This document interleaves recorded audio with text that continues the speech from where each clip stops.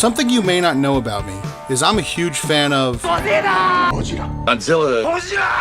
I'm a huge fan of Godzilla, which is why I was really looking forward to Shin Godzilla. Released in 2016 and directed by the most excellent duo of Hideaki Anno and Shinji Higuchi, Shin Godzilla serves as a reboot of the Godzilla franchise. Can we end it with this reboot shit already? Shin Godzilla is a remake of Godzilla 1954, in the sense that it's about Godzilla's first appearance in Japan. And don't try to give me this shit that a reboot is when they reuse a concept and a remake is when they reuse a story. 3 of the greatest fucking remakes of all time are remakes in concept only. The word reboot is a fucking marketing ploy because studios know people are sick of fucking remakes. So they throw this word reboot around to get fucking slack-jawed yokels into thinking they're seeing a different fucking movie.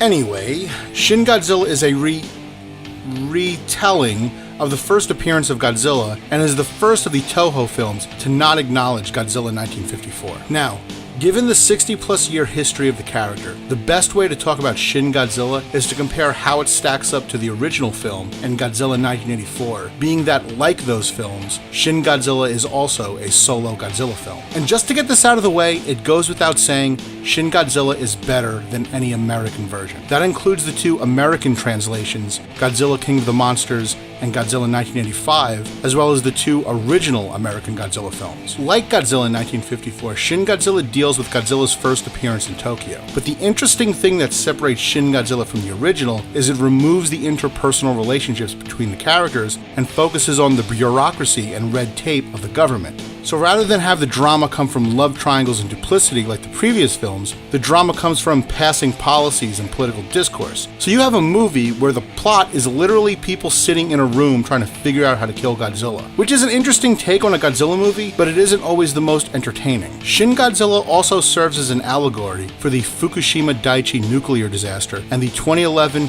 Tohoku earthquake. The same way Godzilla 54 was a commentary on the atomic bomb attacks and Godzilla 1984 dealt with the Cold War between America and Russia, which gives Shin Godzilla a poignancy that's missing from its tokusatsu counterparts. But I feel like Shin Godzilla never had the strength of its convictions. The movie treats Godzilla as a real-life disaster and shows how the government would really deal with such an issue, but it's missing the human element. Sure, there are shots of the dead and the aftermath of Godzilla's attacks, but there's no scene like the hospital scene in Godzilla 54. A scene that really shows the degree of suffering Godzilla's attacks have caused and really makes you sympathize with the Japanese people. Shin Godzilla also never goes full retard into sci-fi land like Godzilla 1984 with the Super X fight. It keeps its action very grounded, and a good way to describe Shin Godzilla is minimalistic. It's basically the bare essentials of a Godzilla movie. It occupies this weird middle ground where it never gets super dark and it never gets super silly, so the movie as a whole ends up feeling very bland. But don't get me wrong, there's also a lot to like as well.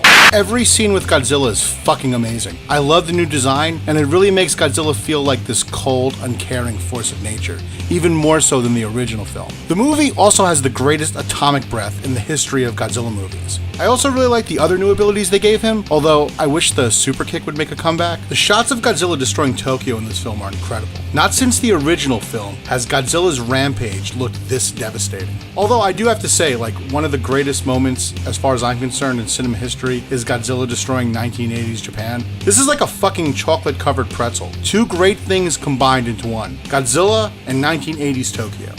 We just need, like, tentacles, and we're in, like, full Overfiend mode.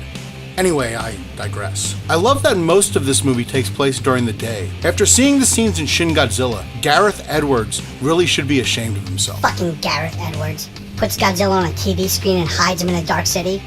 It's like he was fucking embarrassed he was making a Godzilla movie. The effects are the strongest of any Godzilla film, and even look better than a lot of stuff Hollywood has put out recently. I was also very happy to hear the Akira Ifukube's Godzilla theme return, and nothing says you're watching a Godzilla movie like when you hear...